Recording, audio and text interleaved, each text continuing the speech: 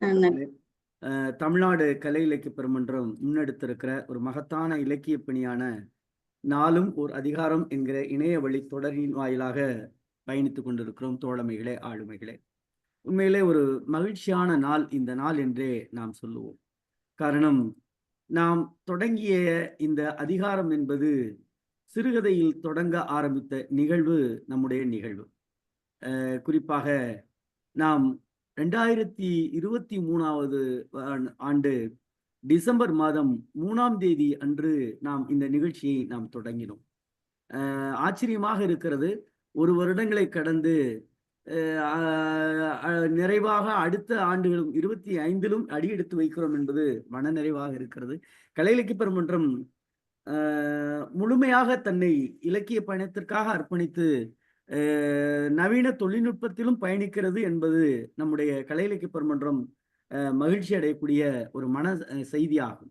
காரணம், நம்முடைய பொதுச் செயலாளர் இதற்காக ஒவ்வொரு நாளும் செதுக்கி ஒரு புதிய புதிய கருத்து தேடல்களை நம்முடைய அமைப்பு கூட்டங்களில் கூட நாம் முடிவெடுத்திருக்கிறார்கள். சிறுகதைக்கான பயிலரங்கம், நாடகத்திற்கான ஒரு பயிலரங்கம், நாவலுக்கான ஒரு பயிலரங்கம், இசைக்கான ஒரு பயிலரங்கம் என ஒவ்வொரு மாவட்டத்திற்கும் ஒரு பயிலரங்கை நடத்துவதற்காக ஆலோசனை வழங்கி அதற்கான ஏற்பாடுகளை எல்லாம் செய்து கொண்டிருக்கிறோம்.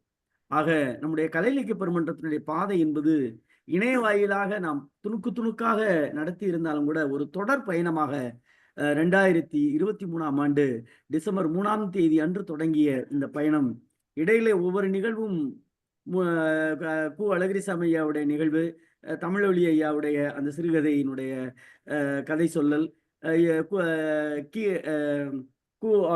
கி ராஜநாராயணன் ஐயாவுடைய சிறுகதை நிகழ்வு என அந்த ஒவ்வொரு நிகழ்வும் முடிகின்ற பொழுது ஒரு வாரம் பொதுச்செயலாளருடைய அனுமதியோடு ஒரு வாரம் ஓய்வு கேட்போம். அதுதான் எடுக்கக்கூடிய விடுமுறையாக இருக்கும். ஆனால் இது தொடர்ந்து பயணிக்கிற பயணம். 2020 எனக்கு இப்ப நாகராஜன் ஐயா நல்லாசிரியர், தமிழாசிரியர் நாகராஜன் ஐயா இணைஞ்ச பிறகு என்ன ஆயிடுச்சுன்னா, இதுக்கு லீவே கிடையாது, நோ எண்டு, போய்கிட்டே இருக்கணுங்கிற ஒரு முடிவு பண்ணியாச்சு. என்னைக்குமே முன்னாடியாவது நாங்க கேட்போம், நிகழ்ச்சி முடியுமே பொதுச் செயலாளர் போன் அடிச்சு, ஐயா ஒரு 10 நாள் விடுமுறை எடுத்துக்கிறோமே அப்படின்னு கேட்போம். ஆனால் இப்பொழுது அப்படி இல்லை. ஏன் அப்படின்னா, புதிய புதிய ஆளுமைகள் இணைய ஆரம்பித்து விட்டார்கள். அவர்களுக்கான அறிவு தீனி என்பது நாம் போட வேண்டிய கடமையில் நாம் இருக்கிறோம். என்னை பொறுத்த மட்டில் இந்த சமுதாயம், இந்த உலகம் நல்ல உலகம், நல்ல சமுதாயம், நல்ல இளையோர், எல்லோரும் நல்லவர்கள் தான். ஆனால் அவர்களுக்கான பசிக்கான, அறிவு தேடலுக்கான தீனியை சரியாக இந்த சமூகம் கொடுக்கவில்லையோ என்கிற ஐயம் ஏற்படுகிறது.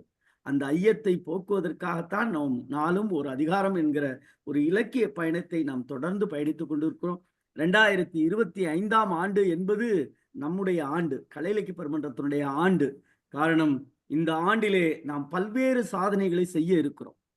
வெகு விரைவில் நியூ செஞ்சுரி புக் ஹவுஸோடு இணைந்து புத்தகத்திற்கான விருது பட்டியலெல்லாம் அறிவிக்க இருக்கிறோம். அநேகமாக மார்ச் ஏப்ரல் மாசத்தில் அதற்கான பணிகள் தொடரும். ஆகவே இப்படி ஒவ்வொரு ஆண்டாக இருந்தாலும் 2025ஆம் ஆண்டு என்பது நம்முடைய பொதுச் செயலாளர் அறிவித்தது போல இந்த ஆண்டு நமக்கான ஆண்டு, கலை இலக்கிய பெருமன்றத்திற்கான ஆண்டு என்று முதல் நாளில் உங்களையெல்லாம் கலை இலக்கிய பெருமன்றத்தின் சார்பில் மகிழ்ச்சியோடு வரவேற்பதில் பெருமகிழ்ச்சி அடைந்து, முதலில் இன்றைக்கு நம்மோடு முற்றோதல் செய்யக்கூடிய மாணவி மகிழ்வாய் நாம் அறிமுகப்படுத்துவதில் மகிழ்ச்சி அடைகின்றோம். காரணம், இந்த மாணவி அவர்கள் நம்முடைய பேராசிரியர் அவர்களுடைய மருது நாகராஜனுடைய அருமை மகள் ஆவார். அவர்கள் சென்னையில் இருக்கக்கூடிய திருவல்லிக்கேணியில் இருக்கக்கூடிய ஜெயின் சடபாய் மழலையர் பள்ளியில் 4ஆம் வகுப்பு படிக்கக்கூடிய நாவண்ணா நிரஞ்சனா அவர்கள் இன்றைக்கு வள்ளுவன் தந்த 35வது அதிகாரமான துறவு என்கிற அதிகாரத்தை நம்மோடு முற்றோதல் செய்ய இருக்கிறார்கள். அருமை குழந்தையே, பாப்பா உங்க அப்பா அம்மா பேர் சொல்லுங்கடாமா.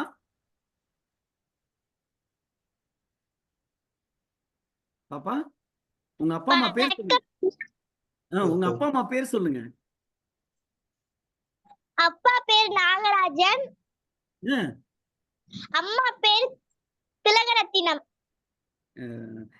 பேராசிரியர் முனைவர் நாகராஜன் திலகரத்னம் அவருடைய இணையருடைய மகள் நம்மோடு இணைய இருக்கிறார். அதே போல இன்றைக்கு இணைய இருக்கக்கூடிய பேராசிரியரும் அப்படித்தான். நாம் உண்மையிலே இந்த பேராசிரியருக்கு எவ்வளவு நன்றி சொன்னாலும் தகும். காரணம், இந்த அதிகாரம் என்பது துறவு என்கிற அதிகாரத்தை நாம் ஒருவருக்கு ஏற்கனவே வழங்கிவிட்டோம். ஆனால் இந்த அதிகாரத்தை முனைவர் இரா சிவகாமி அம்மா அவர்கள் பேசுவதாக முன்னமே நமக்கு செய்தி அனுப்பி இருக்கிறார், அவர்கள் உரிய வாயிலாக. ஆனால் நாம் அதை கவனத்தில் கொள்ளாமல் வேறொரு பேராசிரியரை நேற்று அறிவிப்பு செய்தோம். ஆனால் இன்றைக்கு அதற்கு வாயிலாக இருக்கக்கூடிய நம்முடைய புனிதவதி அம்மா அவர்கள் நம்மோடு தொடர்பு கொண்டு, ஐயா இந்த மாதிரி சிவகாமி அம்மா தானே சொல்லணும், வேற ஆள் அப்படின்னாங்க. அந்த பேராசிரியர் சங்கராசை அவர்களிடம் கேட்ட பொழுது அவர் சொன்னார், ஐயா முதலில் மகளிருக்குத்தான் முன்னுரிமை, இந்த ஆண்டு மகத்தான ஆண்டு, சிவகாமி அம்மா பேசினாதான் அதுக்கு சிறப்பா இருக்கும்னு அவரும் சொன்னார். ஆகவே நம்மோடு முற்றோதல் செய்வதற்காக இணைந்திருக்கக்கூடிய வணக்கத்திற்குரிய பேராசிரியர் அவர்கள் பணி செய்யக்கூடிய அந்த பணி என்பது கடலூரில் இருக்கக்கூடிய இமாக்குலேட் மகளிர் கல்லூரியில் உதவி பேராசிரியராக அம்மா அவர்கள் பணியில் இருக்கிறார்கள். அவர்கள் நம்முடைய சிவகாமி அம்மா அவர்கள் படித்திருக்கிற பட்டங்களை பார்த்தால் எம்எஸ்சி கணிதம், எம்எட் கணிதம், எம்ஏ, எம்ஃபில், பிஹெச்டி, ஸ்லட்டு, நெட்டு எல்லாம் தமிழ், எப்படி இரண்டர கலந்த கணிதமும் கன்னித்தமிழும் இணைந்த தன்னுடைய கல்வியை எழுதியிருக்கிறார்கள், பயின்றிருக்கிறார்கள்.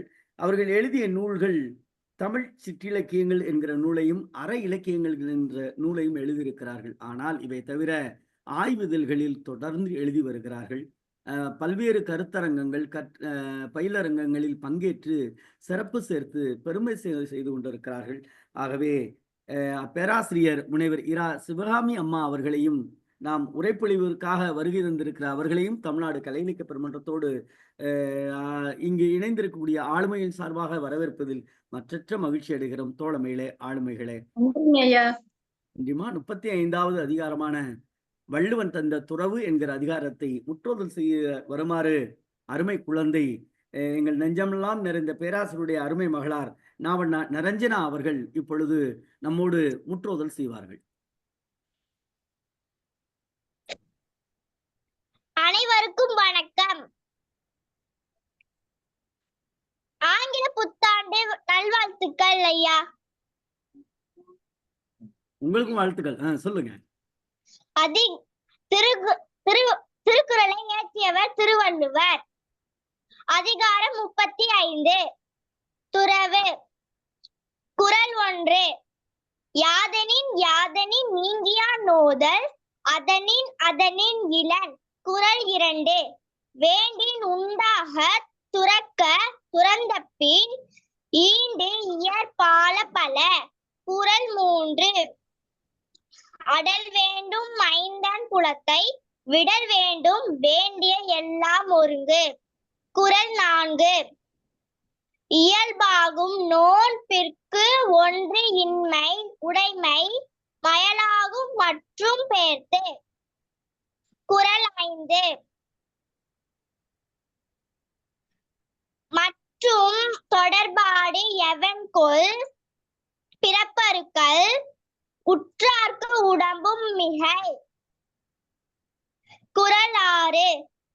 யானெனது என்னும் செருக்கு வானோர்க்கு உயர்ந்த உலகம் புகும். குறள் 7. பற்றிவிடா இடும்பைகள் பற்றினை பற்றிவிடாதவர்க்கு. குறள் 8. தலைப்பட்டார் தீர துறந்தார் மயங்கி வலைப்பட்டார் மற்றையவர். குறள் 9. பற்றற்ற கண்ணே பிறப்பறுக்கும் மற்றும் நிலையாமை காணப்படும். குறள் 10. பற்றுக பற்றற்றான் பற்றினை அப்பற்றை பற்றுக பற்று விடற்கு. நன்றி ஐயா. நன்றிடா மன்னா, ஒரு 10 குறள் சொன்னா நல்லா இருக்கும் அப்படிமா இருக்கு. ரொம்ப என்ன சொல்றது, ஒரு இனிப்பு சாப்பிட்ட மாதிரி இருக்கு. எனக்கு ரொம்ப பிடிக்கும் லட்டு. அது மாதிரி இனிப்பு ரொம்ப, அந்த சொற்கள் எல்லாம் சுவையாக மனத்தை ஏதோ இந்த பாப்பா இன்னும் கொஞ்சம் பேச மாட்டாங்களா அப்படின்னு என்னுடைய பெற்றோர்கள் கூட இத கேட்டுக்கிட்டு தான் இருக்காங்க. பின்னாடி இருந்து பார்த்துட்டே இருக்காங்க. என்ன பேசுறாங்க அப்படின்னு. எங்க அப்பாவும், அம்மாவும் என்ன பண்றாங்க? பின்னாடி இருந்து பார்த்துட்டு தான் இருக்காங்க. என்ன பண்றாங்கன்னு. அதுபோல அ ரொம்ப மகிழ்ச்சியா எங்க அம்மாலாம் கை தட்டிட்டாங்க. பின்னாடி நீங்க சொன்னத கேட்டுட்டு. ரொம்ப மனநிறைவாய், மகிழ்வாய் 1ஆம் ஆண்டில் நாம் சொன்ன முதல் 2025ஆம் ஆண்டில் முதல் நாளில் ஒரு கணீர் கணீர்னு ஒரு கம்பீர குரலில் அதோடு அ சுவையோடிய செந்தமிழால் ம் அ அருமை. அதுக்கு மேல நான் சொன்னா இன்னும் உங்கள பற்றி நெறைய சொல்லிட்டே இருப்பேன். ரொம்ப மகிழ்ச்சி. குறிப்பாக உங்களுடைய பெற்றோருக்கு வாழ்த்துக்கள். உங்கள் பள்ளியினுடைய தலைமை ஆசிரியர், உங்களுடைய தமிழாசிரியர் அத்துணை பேருக்கும் வாழ்த்துக்கள். காரணம் எந்த துறை வேணாலும் படிங்க. அதுல எனக்கு நான் அடிக்கடி சொல்றது தான். நீங்க எது வேணாலும் படிங்க. ஆனால் தமிழில் பேசுங்கள், தமிழில் எழுதுங்கள், தமிழால் வாழுங்கள் என்று சொல்லுவேன். அதேபோல வாழுகின்ற நம்முடைய அருமை நண்பர் மருது நாகராஜனுடைய இணையருடைய அருமை மகளுக்கு நெஞ்சம் நிறைந்த வாழ்த்துக்களை சொல்லி, இன்றைய தினம் நம்முடைய உரைப்பொழிவை தொடங்கி வைக்குமாறு துறவு என்கிற அதிகாரத்தை நல்ல ஒரு முதல் நாள்ல ஒரு எப்படி ஒரு பெரிய அதிகாரம் கிடைச்சிருக்கு பாருங்க. அத பற்றி நேற்றே நாகராஜன் ஐயா தமிழாசிரியர் சொல்லிட்டாங்க முனைவர் அவர்கள். அந்த அதிகாரத்தை நமக்கு உரைப்பொழிவு தருமாறு வணக்கத்திற்குரிய பேராசிரியர் முனைவர் அம்மா சிவகம்மை அம்மா அவர்களை அன்போடு அழைக்கின்றோம். நன்றி ஐயா. அவையோர் அனைவருக்கும் வணக்கம். துறவு பற்றிய பொதுவான செய்திகள். துறவரத்தின் தோற்றம், துறவரத்தின் லட்சியங்கள், துறவர விதிகள், துறவர வாழ்க்கையின் லட்சியங்கள், சமூக முக்கியத்துவம், கல்வியில் துறவரத்தின் தாக்கம் இந்த எவ்வாறு இருக்கிறது என்பதை துறவு என்ற அதிகாரத்தின் மூலம் கூற விழைகின்றேன். துறவரத்தின் தோற்றம். துறவு என்பது ஐரோப்பாவில் இடைக்கால வாழ்க்கை மற்றும் கல்வியின் ஒரு சிறப்பு அம்சமாக கருதப்படுகிறது. இது முதல்ல இடைக்காலத்தில் அறிமுகப்படுத்தப்பட்டது. இடைக்காலம் என்பது ரோமானிய பேரரசின் வீழ்ச்சிக்கும் மறுமலர்ச்சிக்கும் இடைப்பட்ட காலம். துறவரத்தின் லட்சியங்கள் 3 அடிப்படை பண்புகளை கொண்டுள்ளது. 1 சந்நியாசம், 2 வறுமை, 3 பிரம்மச்சாரியம். துறவரத்தின் முதன்மை கருத்து சந்நியாசம். சந்நியாசம் அப்படி என்பது மனமும் ஆன்மாவும் உயர்ந்த வாழ்க்கையின் நலன்களுக்காக அர்ப்பணிக்கப்படுவதற்காக அனைத்து உடல் ஆசைகளை ஒழுங்குபடுத்துதல் என்பது குறிக்கப்படுகிறது. துறவரத்துடன் இணைந்த மற்றொரு முக்கிய அம்சம் வறுமை. ஒரு துறவியின் வாழ்க்கை பிச்சை மூலம் சேகரிக்கப்படும் பிச்சையாகிய பொருளை சார்ந்துள்ளது. பிரம்மச்சாரியம் என்பது ஒரு துறவியின் 3வது தகுதி. ஒரு துறவி ஒரு பிரம்மச்சாரியாக இருக்க வேண்டும். அவருக்கு மனைவி, குழந்தைகள் உட்பட குடும்பம் இருக்கக்கூடாது. துறவரம் 3 சமூக தன்மைகளை கொண்டு காணப்படுகிறது. அவை குடும்பம் மற்றும் வீடு என்ற நிறுவனம் இல்லாதது, தனியார் சொத்து இல்லாதது, பூமிக்குரிய இன்பங்களை துறத்தல். துறவு அந்த காலத்தில் விதிகள் சில விதிக்கப்பட்டுள்ளது. அவற்றை பார்ப்போம். பல்வேறு துறவு குழுக்கள் ஒவ்வொன்றும் அதன் சொந்த விதிகளை வகுத்தன. புனித பெனடிக்ட் அப்படின்றவரு ஒரு மடாலயம் அமைத்து அது மிகவும் புகழ்பெற்று காணப்பட்டது. அவர் தனது சொந்த சமூகத்திற்கான விதிகளை உருவாக்கினார். இவர்கள் எண்ணிக்கை 73ஆக இருந்தது.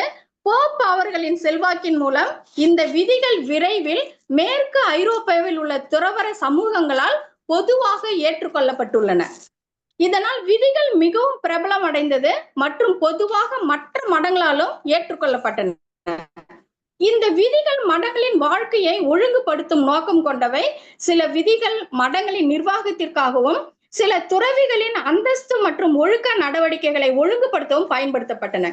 சில விதிகள் மடங்குகளுக்கு வெளியே உள்ள துறவிகளின் வாழ்க்கையை ஒழுங்குபடுத்துவதற்கும் பயன்படுத்தப்பட்டது. ஏனெனில் அவர்கள் பிச்சைக்காக வெளியே செல்ல வேண்டியிருந்த ஒரு சூழ்நிலையின் காரணமாக. பெனடிக்ட் விதியின் தனித்துவமான அம்சம் சில வகையான உடல் உழைப்பை வலியுறுத்துவதாக அமைந்தது. இது கல்வி கண்ணோட்டத்தில் விதியின் முக்கிய அம்சம். ஒரு துறவி ஒரு நாளைக்கு குறைந்தது 7 மணி நேரத்தை ஒரு விதமான கைமுறை வேலைகளை கொடுக்க வேண்டும் என்பதை வலியுறுத்தியுள்ளது. துறவு வாழ்க்கையின் லட்சியங்கள். துறவு என்பது ஒழுக்கத்தின் மிகப்பெரிய லட்சியமாக இருந்தது. துறவற வாழ்வின் லட்சியங்கள் கிட்டத்தட்ட ஒரே மாதிரியானவை, அதே நேரங்களில் உலக தரமானவை. நல்லொழுக்கம் உள்ள துறவி உலக இன்பங்களை, இயற்கையான மனித ஆசைகளையும் தவிர்க்க எல்லா வழிகளையும் பயன்படுத்த வேண்டும். துறவரத்தின் இலக்கியங்கள் பொதுவாக கற்பு, வறுமை மற்றும் கீழ்ப்படிதல் அல்லது தொழில்நுட்ப ரீதியாக மாற்றம், நிலைத்தன்மை மற்றும் கீழ்ப்படிதல் ஆகிய மூன்றில் கூறப்பட்டுள்ளன. துறவர லட்சியங்கள் ஒவ்வொன்றும் சமூக வளர்ச்சியில் புதிய காரணிகளை அறிமுகப்படுத்தியது. உதாரணமாக, கீழ்ப்படிதல் என்ற பழக்கம் வலுவான தனித்துவத்திற்கு கற்பனை செய்யக்கூடிய ஒரு பெரிய மாறுபாடாக வழங்கப்படுகிறது. கல்வியில் துறவரத்தின் தாக்கம். முதன்மையாக துறவரம் என்பது கல்வியின் ஒரு திட்டமாக இல்லாவிட்டாலும் அது கல்வியை பல வழிகளில் பாதித்தது. 16, 17ஆம் நூற்றாண்டுகளில் கல்வி அதன் கட்டுப்பாட்டு நோக்கங்களில் ஒன்றாக மாறியது. 7 முதல் 13ஆம் நூற்றாண்டு வரை துறவிகள் வழங்கிய கல்வியை தவிர நடைமுறையில் வேறு எந்த கல்வியும் இல்லை. இடைக்கால கல்வி என்பது இளம் சிறுவர்கள் புதியவர்களாக மடங்களுக்கு அழைத்து செல்லப்பட்டனர். அவர்களின் கல்விக்கு ஏற்பாடு செய்யப்பட்டது. இவ்வாறுதான் தேவாலய பள்ளிகள் அமைக்கப்பட்டன. இந்த துறவற வாழ்க்கையை தவ வாழ்க்கை என்று குறிப்பிடுவர். சீவக சிந்தாமணியில் துறவு வாழ்க்கை பற்றிய 4 இடங்களில் இடம்பெற்றுள்ளன. அச்சரந்தி முனிவரின் துறவு, சீவகனின் தாயான விசையை, சுனந்தையின் துறவு, அசோதரன் மனைவி துறவு, சீவகன் அவரது மனைவியர், அவரது நண்பர்கள் ஆகியோரின் துறவு ஆகிய துறவு நிகழ்வுகள் குறித்து திருத்தக்க தேவர் தெளிவுபடுத்தி அத்துறவியின் பெருமைகளை விரிவாக விவரித்து செல்கிறார்.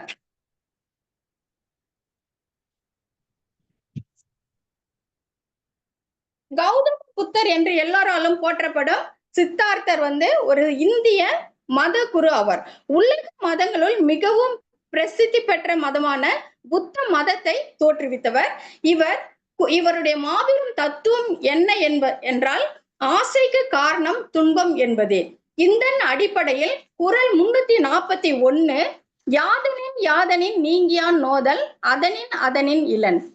ஒருவன் ஒரு பொருளின் மீது உள்ள ஆசையை விட்டு விலகி போனால், அதாவது அந்த பொருளை எவ்வளவு தூரம் விலக்கி வைக்கிறோமோ அந்த பொருளினால் வரக்கூடிய துன்பம் நமக்கு வருவதில்லை. உதாரணமாக, வீடு, கார் போன்ற பொருள்களின் மீது ஆசை இருந்தால் அதை வாங்க முடியவில்லை எனும் பொழுது நமக்கு கவலை ஏற்படுகிறது. அந்த துன்பத்தை போக்க வேண்டும் என்றால் அந்த பொருளை வேண்டாம் என்று விலக்குதல் வேண்டும். இதிலிருந்து நம் அனைத்து துன்பத்திற்கும் ஆசைதான் காரணம் என்பது இதன் மூலம் இந்த குறள் நமக்கு உணர்த்துகிறது.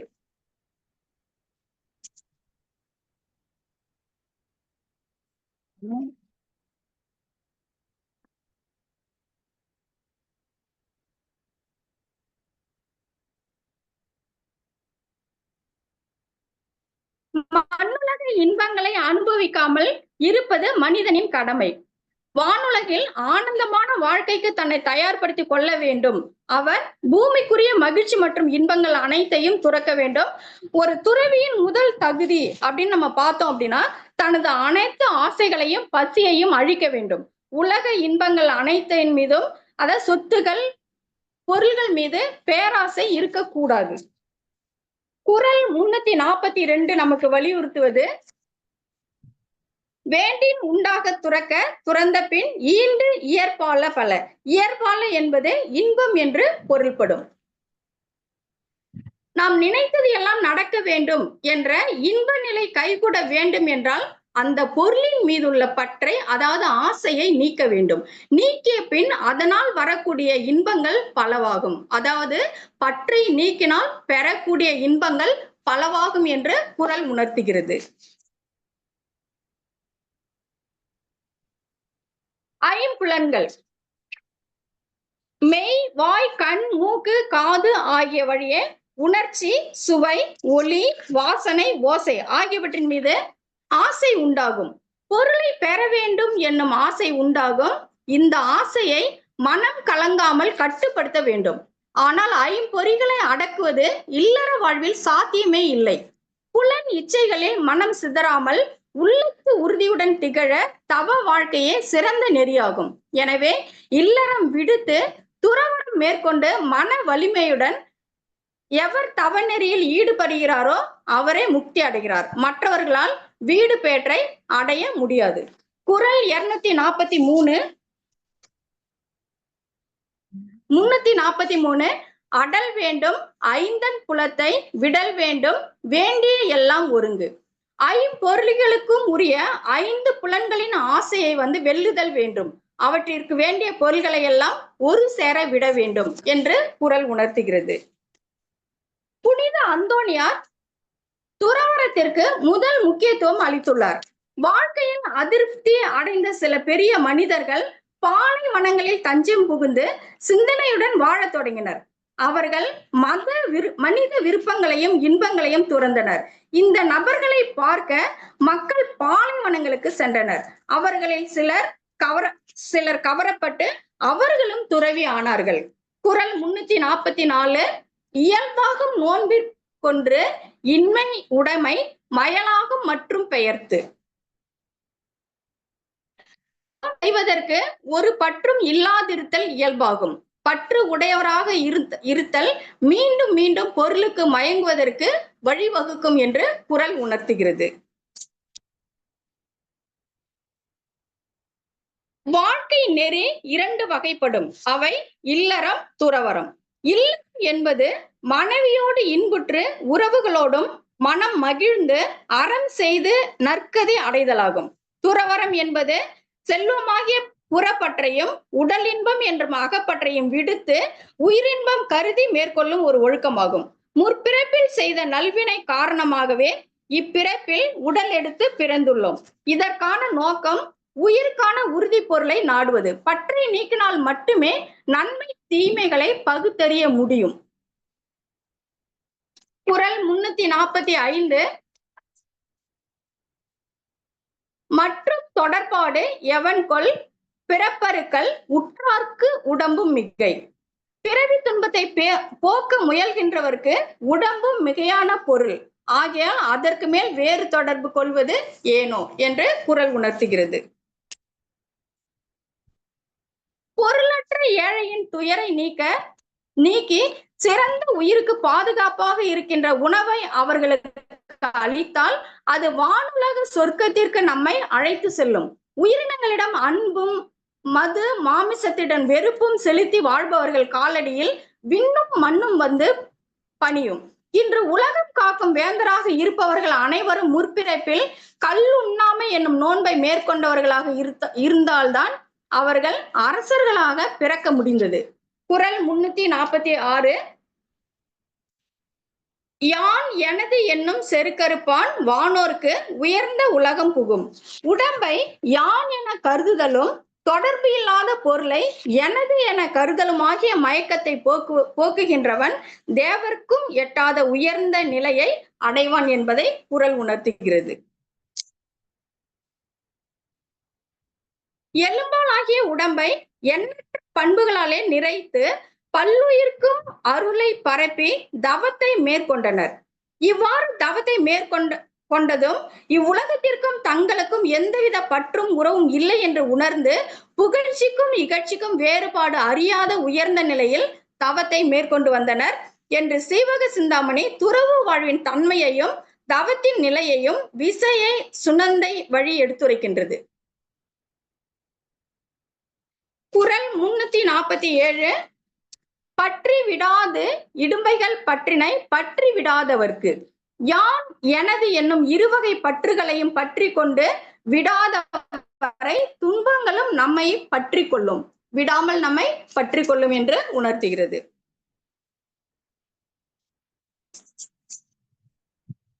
முற்பிறவியில் பிறர்க்கு தானமாக ஒன்றையும் கொடுக்காதவர்கள் இப்பிறவியில் மாசி குளிரில் கிழிந்த ஆடையை அணிந்து கொண்டு தாயை பிச்சை என்று அழைத்தவாறு கையிலே ஓட்டை ஏந்தி கொண்டு செல்வர். எனவே நல்லறத்தை செய்யுங்கள். நல்லறத்தை மேற்கொண்டால் உயிர் உடலை விட்டு விலகி வீட்டு இன்பத்தை அடையும். நல்லறத்தை செய்யாது உயிர் வாழ்வோமேயானால் அந்த நரகத்தில் வீழ்ந்து மீண்டும் அலறி துடிக்க நேரும். இத்தகைய வாழ்க்கையின் மீது எனக்கு ஆசை இல்லை, அரசுரிமையை துறக்கிறேன் என்று கூறி அரசு துறந்து துறவு வாழ்க்கையை சீவகன் மேற்கொள்கின்றான். குறள் 348 தலைப்பட்டார் தீர துறந்தார் மயங்கி வலைப்பட்டார் மற்றையவர். முற்றும் துறந்தவர் உயர்ந்த நிலையினர் ஆவர். அவ்வாறு துறக்காத மற்றவர் அறியாமையாகிய வலையில் அகப்பட்டவர் ஆவர். துறவு வாழ்க்கையை மேற்கொள்வதற்கு முன்னர் தன்னிடம் இருந்து பெரும் பொருள்களை வறியவர்களுக்கு தானமாக கொடுத்தான். தன்னுடைய மனைவியையும் நண்பர்களையும் அழைத்து செல்வம் உடல் ஆகியவற்றின் நிலையாமையை எடுத்து கூறி, நீங்களும் துறவு வாழ்க்கையை மேற்கொண்டு வீடு பேற்றை அடைவீர்களாக என்று சீவகன் எடுத்துரைத்து துறவாகிய உயர்ந்த பயணத்தை மேற்கொள்கிறான். பொன் பொருள் மண் அரசுரிமை உள்ளிட்ட அனைத்தையும் துறந்து உறவுகளையும் விடுத்து பற்றற்ற மனநிலையில் தவத்தை மேற்கொள்வதே உண்மையான துறவு வாழ்க்கை என்று சீவக சிந்தாமணி நமக்கு எடுத்துரைக்கின்றது. சமண சமயத்தின் உயர்ந்த நெறியாகிய துறவு வாழ்க்கை அமைந்துள்ளது. குறள் 349. பற்றற்ற கண்ணே பிறப்பருக்கும் மற்ற நிலையாமை காணப்படும். இருவகை பற்றும் அற்ற பொழுதே அந்நிலை பிறவி துன்பத்தை ஒழிக்கும். இல்லையானால் பிறவி துன்பம் மாறி மாறி வந்து நிலையாமை காணப்படும். பற்றுக பற்றற்றான் பற்றினை அப்பற்றை பற்றுக பற்று விடற்கு. பற்றுக அப்படின்னு பாத்தீங்கன்னா, இந்த உலகத்தில் ஆசை இல்லாத இருப்பவன் இறைவன் மட்டுமே. இறைவனின் காலை பற்றி பிடித்தல் வேண்டும். இறைவனின் ஆசை இல்லாத உணர்வினை பற்றி கொள்ள வேண்டும். ஏன் பற்ற வேண்டும் என்றால், ஆசைகளை விட்டு ஒழிப்பதற்கு அவை நமக்கு அவற்றை பற்ற வேண்டும். நன்றிங்க ஐயா.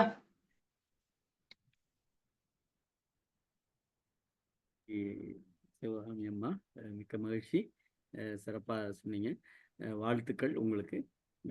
வழக்கம் ஐயா, முதல்ல இப்பதான் ஐயா வந்திருக்கேன் நான் இதுல ஆன்லைன்ல. அதனால நிறைகள் குறைகள் இருந்தா கண்டிப்பா சொல்லுங்க, மாத்திக்கிறேன். எங்களை பொறுத்த மட்டும் குறைகள் சொல்லி பழக்கம் இல்லை, அது எல்லாருக்குமே தெரியும். இது குறை சொல்லுவதற்கான தளம் கிடையாது. இது வாய்ப்புள்ளோருக்கு வளர்த்து விடுவதற்கான தளம். அதனால உங்களுடைய பணி சிறப்பாக இருந்தது. நீங்க பேச பேச இன்னமும் உங்களை நீங்க எப்பவுமே ஒரு இலக்கிய கட்டமைப்பு என்பது நாம் அதில் பயணிக்கின்ற பொழுதுதான் அது நம்மை செதுக்கும். அதனால அதுல பயணிக்கத்தான் அது நம்மளை உருவாக்கும், உள்வாங்கும். அதுல நான் அதுல ரொம்ப தீர்க்கமா நம்பிக்கை உடையவன். அந்த அடிப்படையில உங்களுக்கு நெஞ்சம் நிறைந்த வாழ்த்துக்கள். மிக்க மகிழ்ச்சி. தொடங்கி வழக்கம் போல் பின்னூட்டத்தை தொடங்கி வைக்கிற எங்கள் தமிழ்நாடு கலை இலக்கிய பெருமன்றத்தினுடைய மேனாள் பொதுச் செயலாளர், எப்பொழுதும் வாஞ்சியோடு வணக்கம் ஐயா வணக்கம் என்று அன்பாய் சொல்லுகிற கவிஞர் ரவீந்திர பாரதி ஐயா அவர்கள். இனிய தோழமைகளுக்கு வணக்கம். கேக்குதா? பேசுறது கேக்குதா? நல்லா கேக்குது. 2025ல நீங்க சொன்னது நல்லா கேக்குது. வாழ்க வாழ்க வாழ்க வாழ்க.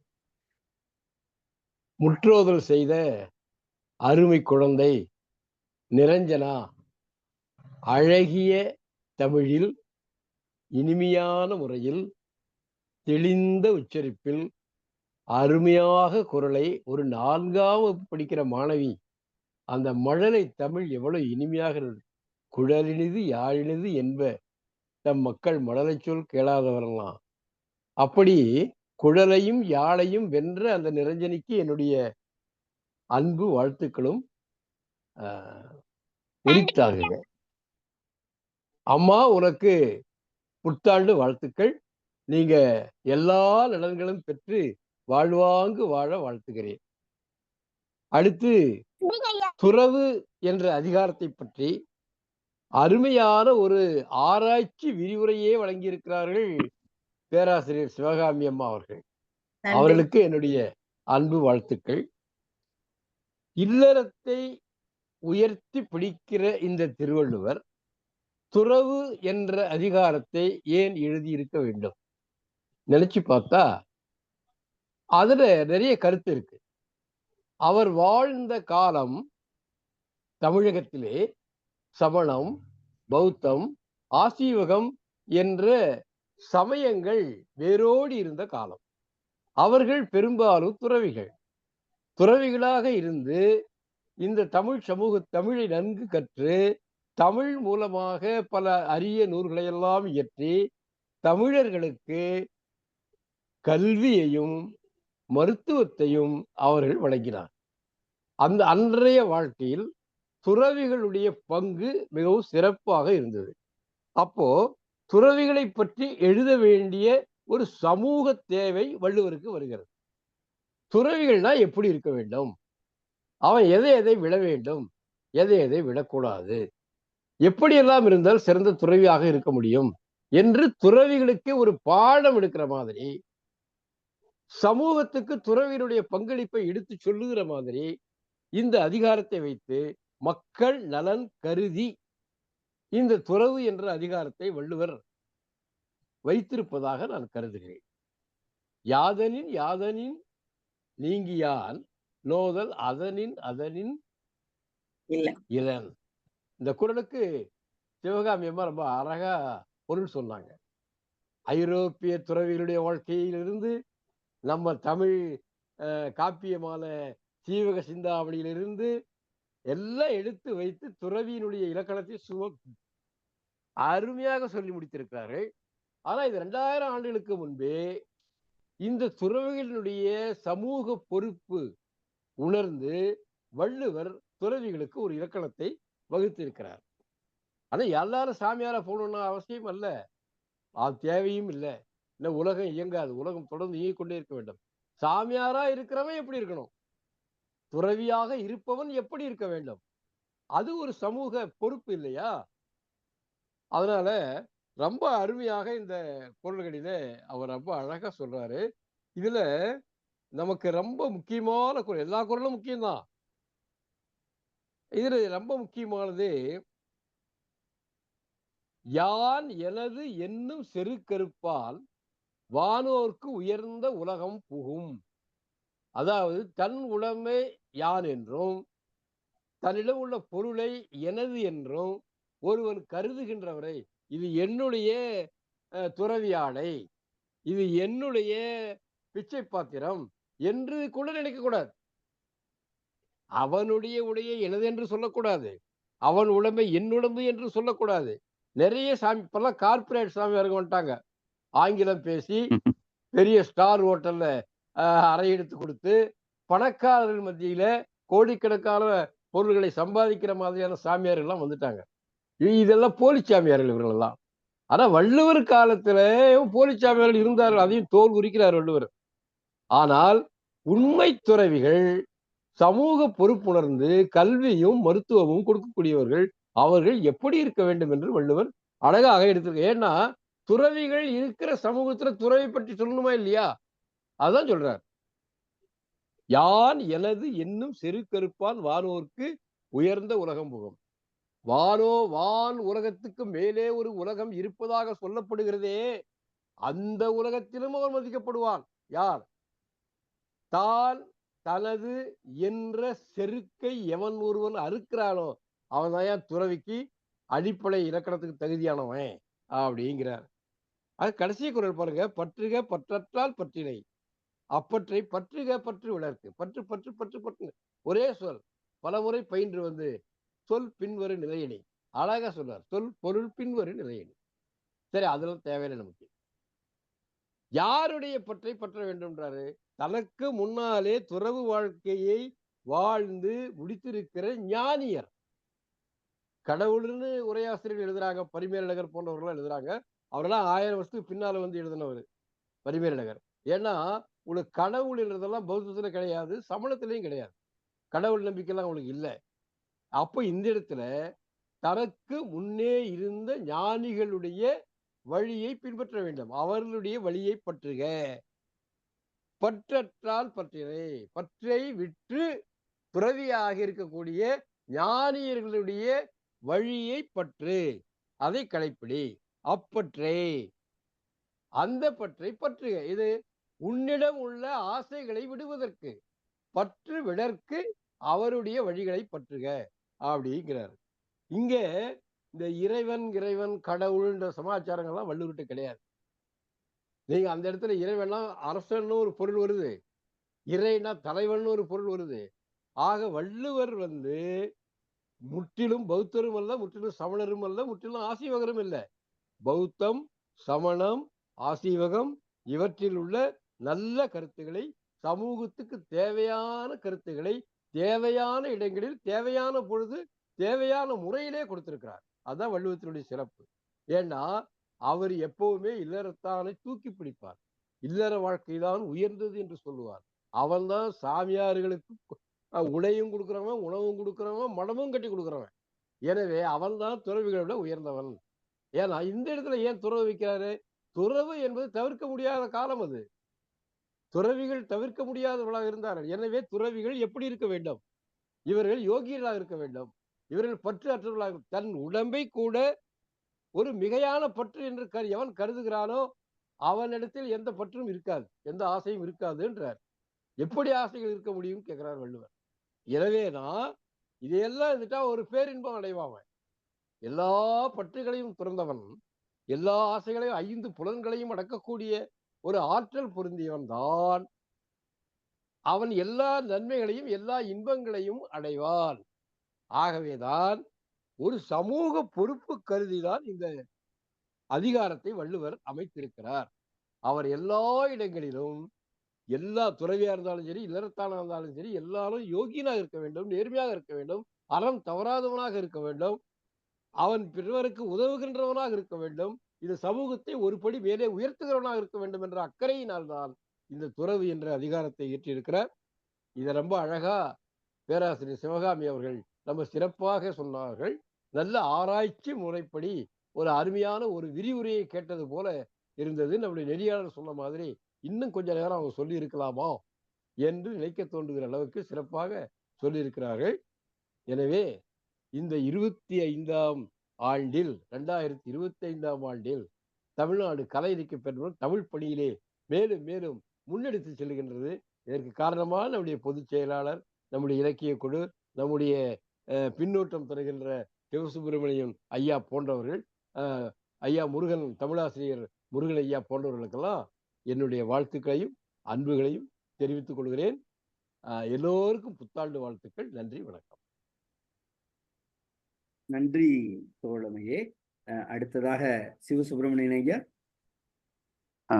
அன்பான தோழர்கள் அனைவருக்கும் வணக்கம். இன்னைக்கு முற்றுதல் செய்த மாணவி நிரஞ்சனா அவர்கள் நல்ல குரல் வளம் உள்ளவர்களாக இருக்கிறார்கள். உச்சரிப்பும் அவ்வளவு தெள்ள தெளிவாக அருமையாக இருக்கிறது. மேலும் அவங்க ஒண்ணு சொன்னாங்க பாருங்க, அது ரொம்ப இதா இருந்துச்சு, மனசை தொட்டுச்சு. நிறைஞ்ச மனசோடு நிரஞ்சனா நமக்கு நம்ம எல்லாம் வாழ்த்திருக்காப்புல. நிரஞ்சனா நிறைஞ்ச மனசோடு நம்மை வாழ்த்தியமைக்கு நன்றி சொல்லிக்கொள்ளும். அவருக்கு பாராட்டுகளும் வாழ்த்துக்களும். அடுத்து உரையாளர் முனைவர் சிவகாமி இந்த துறவு பற்றிய வரலாறு அதை ஆய்வு செய்து முன்னுரையாக நமக்கு வழங்கி இருக்கிறார். அவர் தயாரிப்பு ரொம்ப மெனக்கடல் உள்ளதாக தென்பட்டது. பிற துறவுக்கு நமக்கு பொதுவாக துறவுன்னு தான் எல்லாரும் தெரிஞ்சுக்கிட்டு இருப்பாங்க. அது 3 காரணங்களால் உருவாகும் அப்படிங்கிறத புதுமையா சொன்னாங்க. நிறைய பேர் அதை தெரிஞ்சிருப்பாங்கன்னு சொல்ல முடியாது, அதை தெரிஞ்சுக்கிறதுக்கு சொன்னாங்க.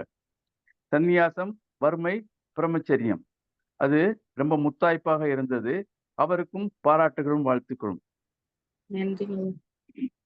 முதல்ல 2வது பாட்டு, வேண்டின் உண்டாக துறக்க துறந்த பின் ஈண்டு இயற்பால பல. அது என்ன சொல்லுதாங்களா? இளமையும் செல்வமும் இருக்கும்போது துறவு மேற்கொள்ளணும். பிறகு இந்த கெட்ட பின்பு ஞானி அப்படிங்கிற மாதிரி இருந்தா அதுல பிரயோஜனம், பயன் இல்லை. அவ்வளவு. இளமையும் செல்வமும் இருக்கும்போது துறவு மேற்கொள்ள வேண்டும். ஏன்னா அதுதான் சிறந்தது என்று திருவள்ளுவர் சொல்றாரு. பிறகு அடல் வேண்டும் ஐந்தன் புலத்தை விடல் வேண்டும் வேண்டிய எல்லாம் ஒருங்கு என்ற திருக்குறள்ல அடக்கமுடைமையில ஒரு திருக்குறளை ஞாபகப்படுத்து. ஒருமையுள் ஆமை போல் 5 இழக்கல் அப்படிங்கிறத ஞாபகப்படுத்துறது. அங்கும் இங்கும் அப்படியே இணைச்சி சொல்றாரு. மேலும் இன்னொன்னு சொல்லணும்னா அதிகார வைப்பு முறை. இப்ப பாருங்க, நிலையாமைக்கு அடுத்து துறவு வச்சிருக்காரு. இப்படி வரிசையா அதிகார வைப்பு முறைகளே மிகவும் திருவள்ளுவர்கிட்ட மேம்பட்டதாக இருக்கிறது. அடுத்து யான் எனது, அது தெரியும். சில மடாதிபதிகள்கிட்ட பேசும்போது பார்த்தா தெரியும். யாம், எமது, நமக்கு அப்படின்னு பேசுவாங்க. யான் எனதுன்னே பேச மாட்டாங்க. அது ஒரு தனி சிறப்பு. துறவிகளிடம் காணப்படக்கூடிய ஒரு உயர்ந்த சொல்லாடலாக அது அமைந்திருக்கிறது. அது இந்த போலி சாமியார்னு மேனாள் பொய்ச்சாளர்னு சொன்னாப்புல, போலி துறவிகள், இந்த பிற மடாதிபதிகள், மடங்கள் இருக்கு, சாதி அமைப்பு முறையிலையும் இருக்கு. பிறகு இது நிறைய இப்போ துறவு எப்படி இருக்குன்னா, சொகுசான வாழ்க்கைக்கு, அந்த கார்பரேட் சாமியார்கள்லாம் இருக்காங்க.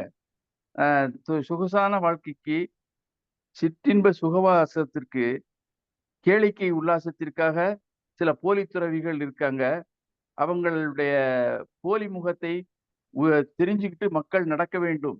பக்தியில இருங்க, ஆனா அவங்கள பற்றி தெரிந்து கொண்டு அவர்கள் பின்னாடி போவது யோசித்து போங்க அப்படின்னு மட்டும் சொல்லிக் கொள்ள விரும்புகிறேன். இத்துடன் என்னுடைய உரையை நிறைவு செய்து கொள்கிறேன். வாய்ப்புக்கு நன்றி, வணக்கம். நன்றி தோழமையே. அடுத்ததாக சாத்தூர் சிங்கக்குட்டி கணேசன் தோழர். தோழர்கள் அனைவருக்கும் முதலில் புத்தாண்டு வாழ்த்துக்கள். வாழ்க வளமுடன். இன்று முத்தோதல் செய்த எனது அன்பு பேத்தி நிரஞ்சனா அவர்கள் திருக்குறள் முற்றோதலில் நிறைவாக செய்து நம்மை எல்லாம் திருக்குறளில் அறத்திலே நிமிர்ந்து நிற்க செய்து விட்டார்கள்.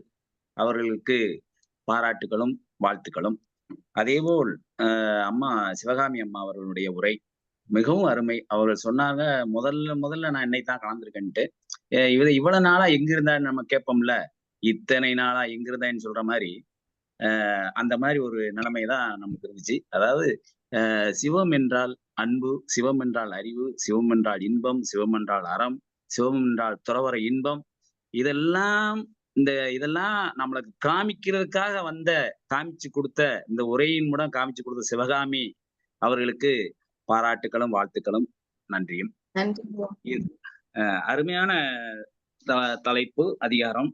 இந்த ஐயா சொன்ன மாதிரி இந்த 2வது குறள்ல வேண்டின் உண்டாக துறக்க அப்படின்னு இருக்குது. அப்ப வேண்டின் உண்டாக அப்படின்னு என்னது? வேண்டின் உண்டாக அப்படின்னு நம்மளுக்கு ஒரு கேள்வி எழும்.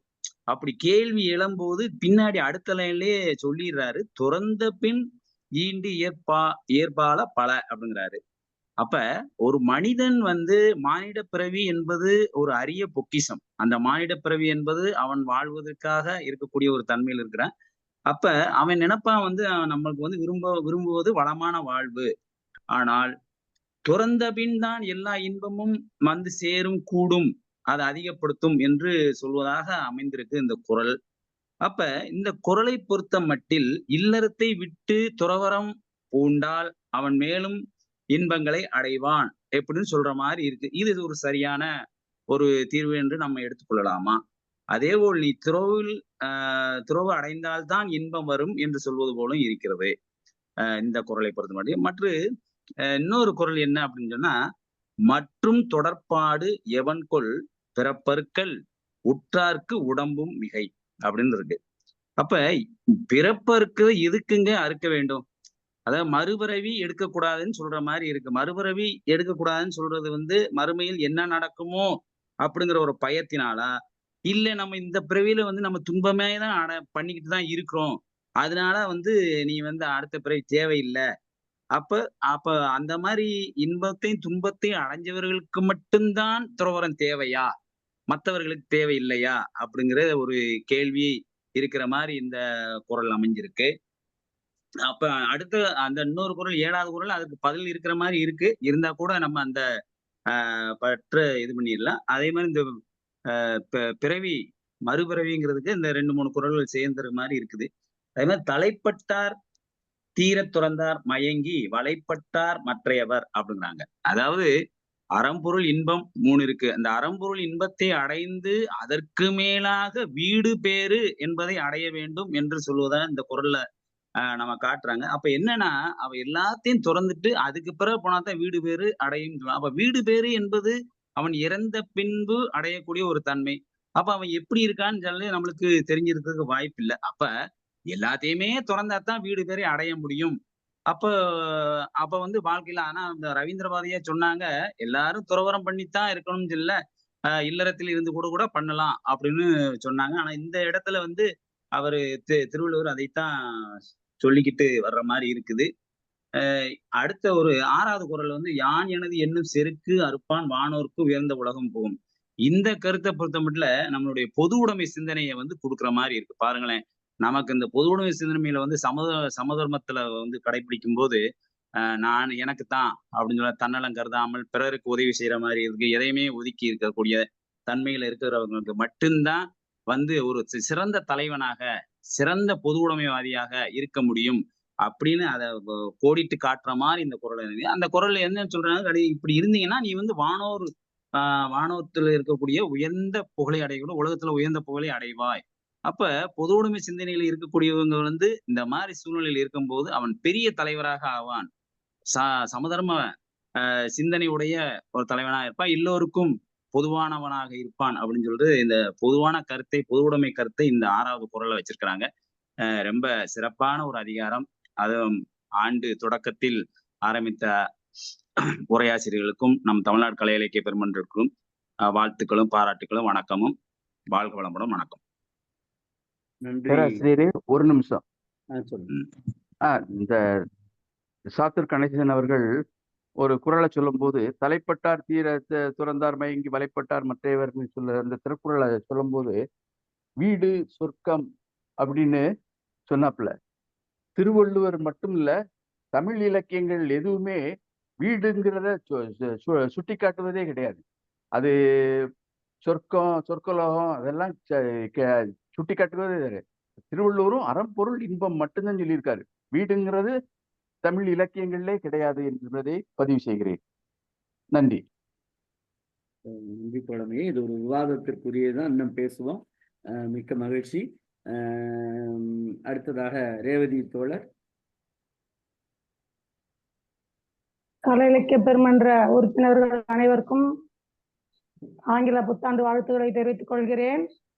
இன்றைக்கு துறவு அதிகாரம் முற்றுதல் செய்த மாணவி நிரஞ்சனா, அவ வந்து என்னுடைய பணி நிறைவு சென்னையில நடந்த போது அவங்க அப்பா கூட அங்க வந்திருந்தா. அந்த மாணவிக்கு என்னுடைய மனதார வாழ்த்துக்களை தெரிவித்துக் கொள்கிறேன்.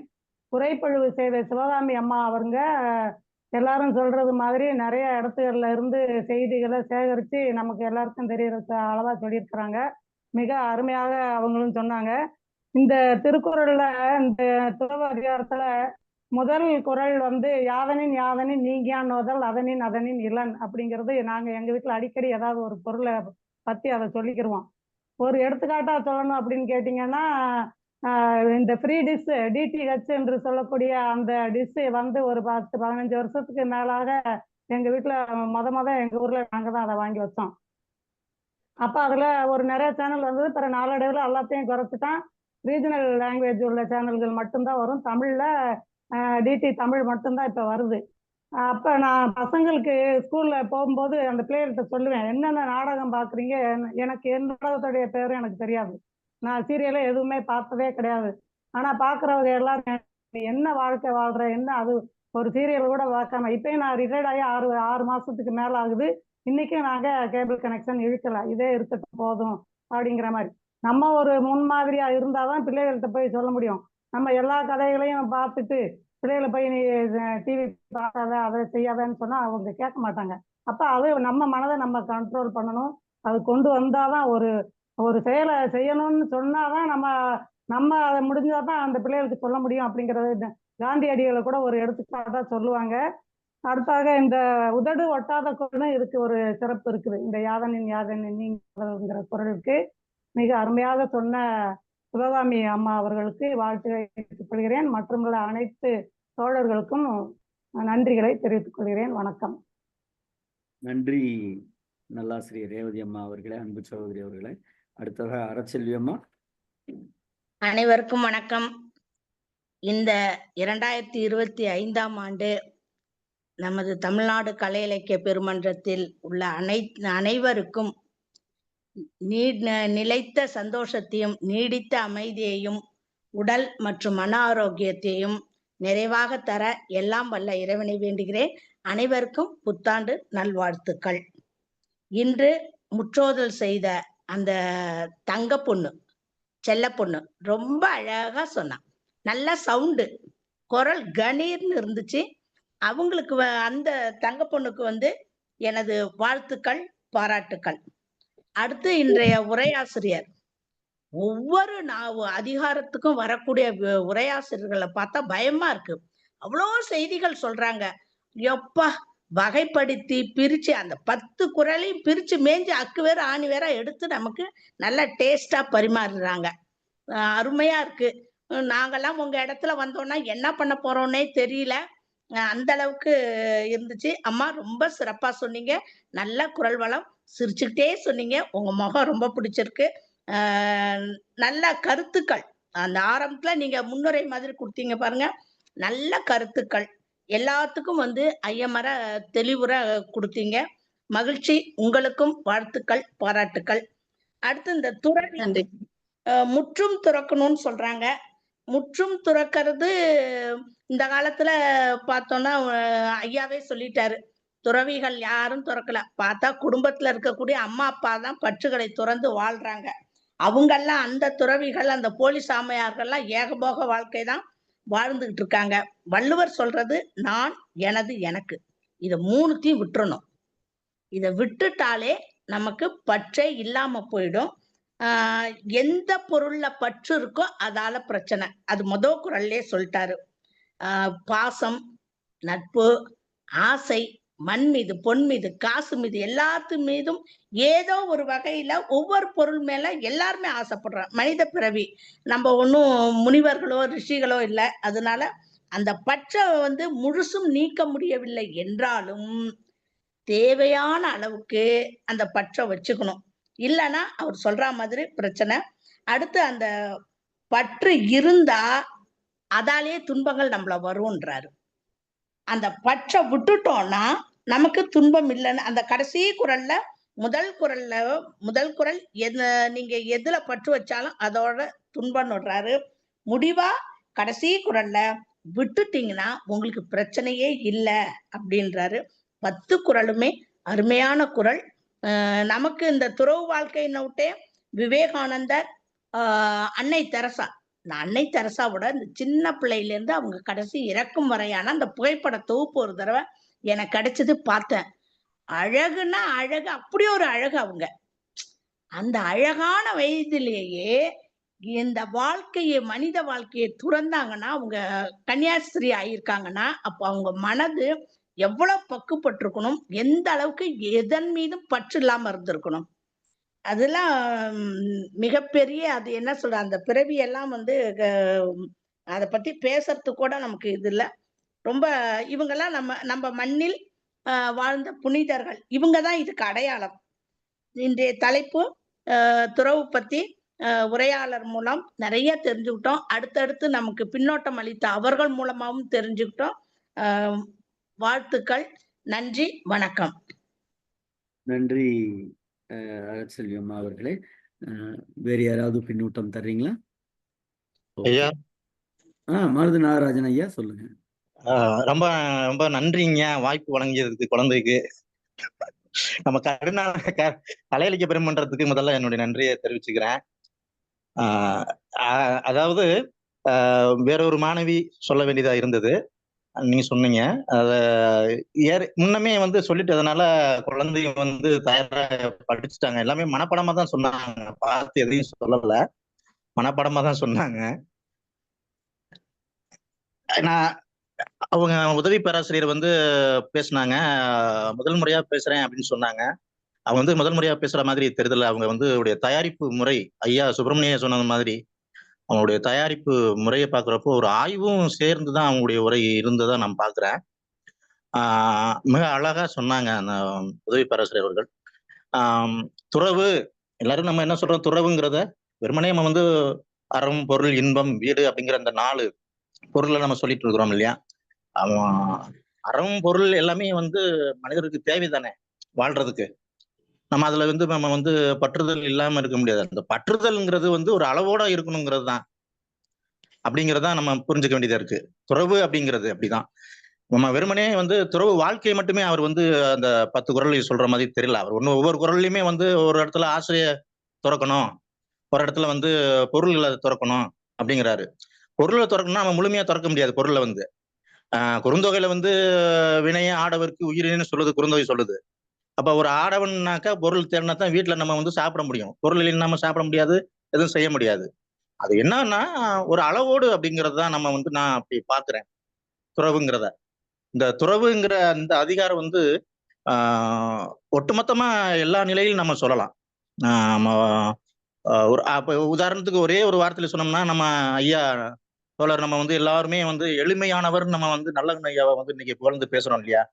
அவர் வந்து ஆசைப்படாம துறந்து இருந்திருக்கிறாரு. தனக்கு கொடுத்த பணத்தை கூட வந்து வேணான்னு சொல்லி மத்தவனுக்கு கொடுக்குறாரு. அந்த எளிமை இருக்குல்ல, அந்த மனசு இருக்குல்ல, ஆசை, இந்த பற்று இல்லாம பண்றது அந்த துறவு. அதை நம்ம வந்து பார்த்துதான் நம்ம வந்து வியக்க வேண்டியிருக்கு. அதுபடித்தான் வள்ளுவர் வந்து உண்மையிலே வந்து வள்ளுவர் வந்து இப்படிலாம் எப்படித்தான் ஒரு நல்ல அந்த மாதிரி வாழ்ந்த ஒரு அனுபவப்பட்டவர் தான் இப்படி எழுத முடியுமோ அப்படின்னு அப்படித்தான் நான் நினைக்கிறேன். நம்ம இன்னைக்கு ஒரு சிறுகதையோ ஒரு நாவலோ எழுதுறோம்னா, இந்த சிறுகதை நாவல் எழுதுறவங்க, கவிதை படிக்கிறவங்க எல்லாம் அனுபவத்தின் வாயிலாக எழுதக்கூடியதுதான் இருக்குது. அப்படித்தான் அந்த நம்ம துறவை நம்ம பாக்குற மாதிரி நமக்கு தோணுது. எனக்கு வள்ளுவர் வந்து அந்த அளவுக்கு ஒரு சாதாரணமா அவரை நம்ம வந்து எடை போட்டுட முடியாது. அந்த அளவுக்கு அவர் வாழ்க்கையில மிகப்பெரிய ஒரு அனுபவம், தத்துவங்கள் அப்படியே ஒவ்வொரு குறள்களையும் அப்படியே வச்சிருக்கிறாரு பாருங்க, செதுக்கி வச்சிருக்கிறாரு. 7 சீர் தான். இந்த 7 சீருக்குள்ள வந்து ஒரு ஒரு மிகப்பெரிய தத்துவத்தை சொல்லிட்டு போயிறாரு. வெவ்வேறு நிலையில சொல்லிட்டு போறாரு. ஆசை, பொருள், உடம்பு, ஐம்புலன்கள் வேற சொல்றான். நம்ம ஐம்புலன்கள்லாம் வந்து வெளியில பார்த்தோம்னா ஒரு குரங்கு கண்ணை மூடுற மாதிரியும் வாயை பத்துற மாதிரி எல்லாம் பார்த்துருக்குறோம். அந்த மாதிரி ஒவ்வொன்றத்தையும் சொல்றாரு. வெறுமனே வந்து அவர் துறவுங்கிறத வந்து நம்மளுடைய பின்னாடி இருக்கிற வாழ்க்கையை வயசானதுக்கு பிறகு துறவு அப்படிங்கிறத மட்டும் நம்ம எடுத்துக்க முடியாது. மற்ற இதெல்லாம் துறக்கணும் அப்படிங்கிறத நான் எடுத்துக்கிறேன்.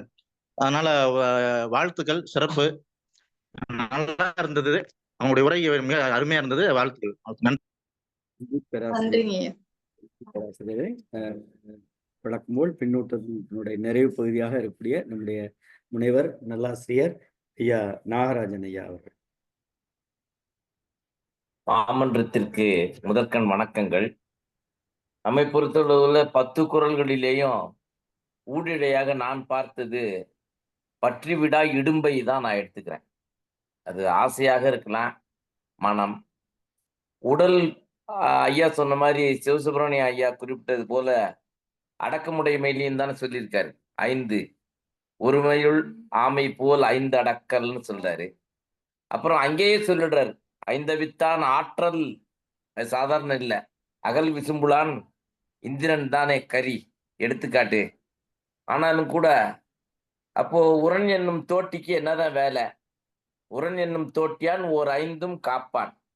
அப்போ அது காத்து கொள்ளும் தன்னுடைய அவயவங்களையோ புலனறிவையோ புலன் ஒழுக்கங்களையோ. துறவில போய்தான்றது இல்லை. அப்படி பார்த்தா துறவிகளா எல்லாரும் போறது இல்லையே. அதை இன்னொரு இடத்துலையும் சிந்திக்கிறார். யாரு இல்லறத்தார் தான் துறவிக்கே உதவி. அதை ஐயா ரவீந்திர பாரதி ஐயா லேசா கோடிட்டு காண்பித்தாங்க அவருடைய உரைப்பொழியின் பொழுது. எனக்கு அப்போதான் அதுதான் தோணிச்சு. அப்போ இல்லறத்தான் தான் துறவிக்கே கூட உதவியா இருக்கிறான். அது இன்னுமே விளக்கமா சொல்றார். 5 அளவு ஓம்பை கடல் என்னன்னா தெய்வம், விருந்து, ஒக்கல், தென்புலத்தார் எல்லாரையுமே பாதுகாக்கிற சிறப்பை சொல்றார். ஆக இதுவரையும் இல்லறவியலை பார்த்த நாம துறவரவியல்ல முதல் கால் வைக்கிறோம். ஆனால் ஆச்சரியம், சிவகாமி சகோதரி நம்மளை துறவுக்கு அழைச்சிக்கிட்டு போறாங்க. உண்மையாவே துறவரவியல் முதல்ல நீங்க தான் சகோதரி தொடக்கி வைக்கிறீங்க. இப்ப எனக்கு வர வர பயமா இருக்கு, துறவுக்கு போகணுமா அப்படின்னு. ஆனா ஐயா ரொம்ப அழகா சொன்னாங்க. மகளை திருக்குறள் ஒப்பிக்க வச்சுட்டு தந்தையும் பேசுறாரு பாருங்க. எப்பொழுதுமே பின்புலமாக இருப்பார்கள் போல் இருக்கு நாகராஜன்கள் பூராமே. அடியனும் நாகராஜன் தான். ஆனால் என்ன இதுல இந்த 10 குறள்லேயும் நான் ஒன்றை உணர்ந்தேன். பற்றி விடா இடும்பை ரொம்ப அழகா சொன்னாங்க. அந்த உடம்பே மிகைன்னும் பொழுது அப்போ உடலாசை மட்டும் இல்லை, not only body centred mind, உடல் சார்ந்தது மட்டும் அல்ல, உணர்வு சார்ந்ததாகவும் இருக்கலாம்ல. அதனால்தான் மயல் என்று ஒன்றை சிந்திக்கிறார். 2 குறள்ல சொல்றார், மயக்கத்தின் வலைப்படுவர். அதே மாதிரியே மறுபடியும் 344 சொன்னதையும் வழிமொழிகிறார். அப்போ மனம், அறிவு, சிந்தை, புலன்கள், உடல், சூழ்நிலை, விருப்பம், வெறுப்பு, ஆசை எல்லாவற்றையும் ஒட்டுமொத்தமா ஒரு இடத்துல சுருட்டார் 10வது குறள்ல. பற்று இல்லாதவன் தான். இது ஒண்ணும் புதுசா சொல்லல அவர். இங்க 10வது குறள்ல சொன்னதையே தான் அங்க வேண்டுதல் வேண்டாமை இலானடி சேர்ந்தார்க்கு யாண்டும் இடும்பை இலன்றார். அப்போ கற்றதனால் ஆய பயன் என்கொல் கேட்டுட்டாரு. வாலறிவன் நற்றால் தொழுதுடுறோம், மலர்மிசை ஏகினான் மானடியை சேர்ந்துடுறோம். இருந்தாலும் வேண்டுதல் வேண்டாமை இலானடி சேர்தல். அப்போ இந்த 3க்குமே வேறுபாடு இருக்கு பாருங்களேன். ஒரு துறவின்னா அப்புறம் அதுதான் பிரச்சனை.